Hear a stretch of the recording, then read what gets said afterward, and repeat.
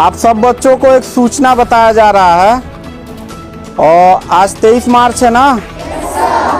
तो भारत सरकार का तुगलकी फरमान जारी हुआ है कि आप सब बच्चों का विद्यालय फिर बंद किया जा रहा है क्योंकि कोरोना बढ़ रहा है। शांत रहिए कि आपका विद्यालय आज से 31 मार्च तक विद्यालय बंद रहेगा, ठीक है।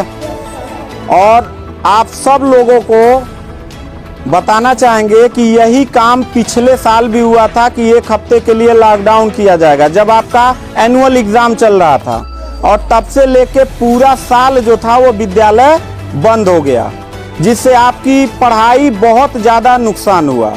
और इस साल जब विद्यालय खुला, आपने किताब कापी अपना सारा व्यवस्था कर लिया, तब हमारे तुगलकी फरमान जो हमारे सरकार हैं वो अब आदेश कर दिए कि अब फिर जो है कि ये विद्यालय फिर बंद होगा। माननीय योगी आदित्यनाथ महाराज जी, मैं आपसे पूछना चाहता हूँ कि आप बच्चों के भविष्य के साथ और जो प्राइवेट अध्यापक विद्यालय में पढ़ा के अपनी रोजी रोटी कमा खा रहे हैं, उनके पेट पे लात क्यों मार रहे हैं? इन बच्चों के भविष्य के साथ खिलवाड़ क्यों कर रहे हैं? ठीक है, कोरोना अगर बढ़ रहा है, विद्यालय बंद था, पूरे साल में किसी एक अध्यापक ने, किसी एक प्रबंधक ने कभी भी विद्यालय खोलने के लिए कोई धरना प्रदर्शन नहीं किया और हम लोगों ने पूरा सपोर्ट किया। लेकिन बीच में अगर कोरोना फैल रहा है तो मैं आपसे पूछना चाहूँगा कि जब गोरखपुर महोत्सव आप करा रहे थे तब कोरोना फैल नहीं रहा था। जब आप आके यहाँ पे इलाहाबाद के प्रयागराज में कुंभ का मेला लगवा रहे थे तब कोरोना नहीं फैल रहा था, जहाँ पे करोड़ों लोग स्नान करने गए। और अभी हरिद्वार में महाकुंभ का आयोजन आप करवा रहे हैं तब कोरोना नहीं फैल रहा है। बिहार में चुनाव हो रहा है तब कोरोना नहीं फैल रहा है। और विद्यालय जो बच्चों का सबसे देश की रीढ़ की हड्डी होते हैं, जिनकी बुनियादी शिक्षा, प्रारंभिक शिक्षा आप बिल्कुल बर्बाद कर दिए हैं पिछले 2 साल से, और अब जाके फिर लॉकडाउन आप लगा रहे हैं। तो आपसे पूछना चाहेंगे कि बच्चों के भविष्य के साथ आप मैच क्यों खेल रहे हैं?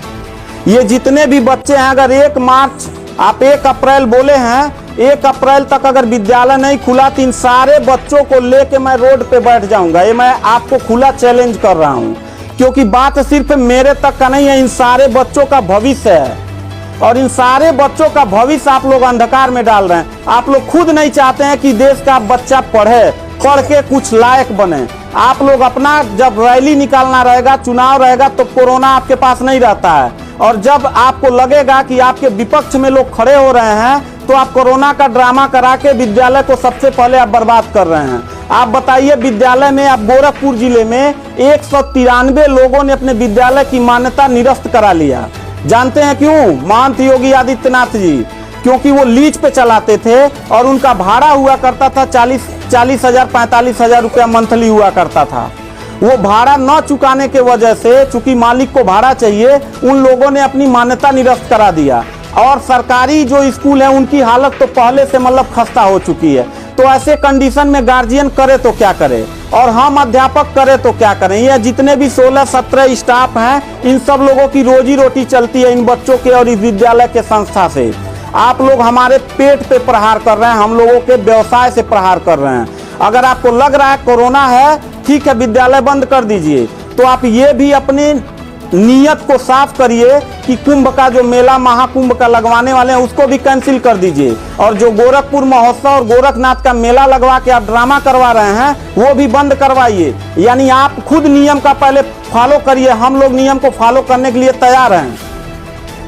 अगर लास्ट में जाते जाते यही कहेंगे, इन बच्चों को चेहरों को देखिए, इनके माता पिता ने सारे बच्चों का, किनका मोबाइल बज रहा है, साइलेंट कर लीजिएगा सर। इन सब बच्चों के माता पिता ने, बच्चों कितने लोगों ने आप किताब कापी अपना सारा कंप्लीट कर लिए हो?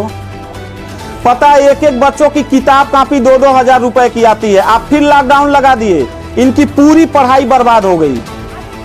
अब यानी आपने 1 हफ्ते का लगाया है, आपकी नीयत पे तो मुझे 100% विश्वास है ही नहीं है कि आप करोगे क्या।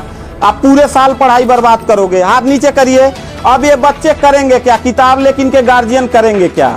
हम लोगों ने पूरा कोऑपरेट किया सरकार को।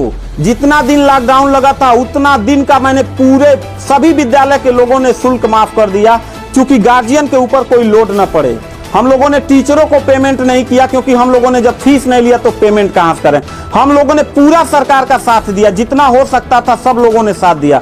लेकिन अब इतनी कंडीशन होने के बाद, विद्यालय खुलने के बाद आप लोग विद्यालय बंद कर रहे हैं, ये बहुत ही गलत कर रहे हैं। और आपका पॉलिटिकल जो फंडामेंटल जिस पे आप चल रहे हैं कि जिन नियतों पे आपका बर्बाद होने वाला है, मैं लिख के आपको दे दूंगा कि अगर फिर से 1 अप्रैल के बाद, ठीक है, अगर 1 हफ्ते के रोकने के बाद कोरोना भाग जाता तो मतलब 1 हफ्ता आप बंद कर लीजिए, बिल्कुल हम लोग 1 हफ्ता नहीं पढ़ाई कराएंगे।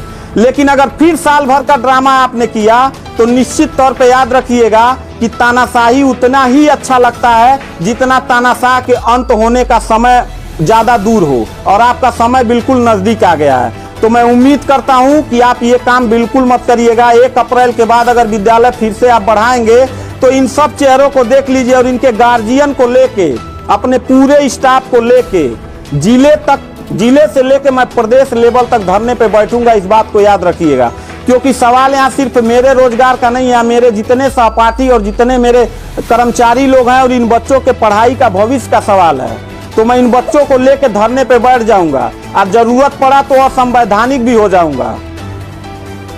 इसी के साथ मैं सरकार से रिक्वेस्ट करूंगा कि अगर 1 हफ्ता में बंद करने से कोरोना भाग जाता है तो हम सब लोग आपके साथ हैं, अगर नहीं भागता है तो 1 अप्रैल से छोड़ दीजिए। हम लोगों को कोरोना होगा, मरेंगे, क्या करेंगे वो हम लोगों की रिस्पांसिबिलिटी है। आपको इतना चिंता करने की जरूरत नहीं है, क्योंकि कोरोना में लॉकडाउन लगाने के बाद खाना हम ही लोग पहुंचाएंगे, लोगों के आने जाने की व्यवस्था हम ही लोग करेंगे, उनके दवा दारू की व्यवस्था हम ही लोग करेंगे। आप सिर्फ ड्रामा करेंगे, सिर्फ थरिया पिटवाएंगे और मोमबत्ती जलवाएंगे, इससे ज्यादा तो आपकी कुछ औकात है ही नहीं है। तो मैं उम्मीद करता हूं कि 1 अप्रैल के बाद आप विद्यालय खोल दीजिएगा। इन बच्चों के भविष्य के साथ आप लोग खिलवाड़ मत करिएगा।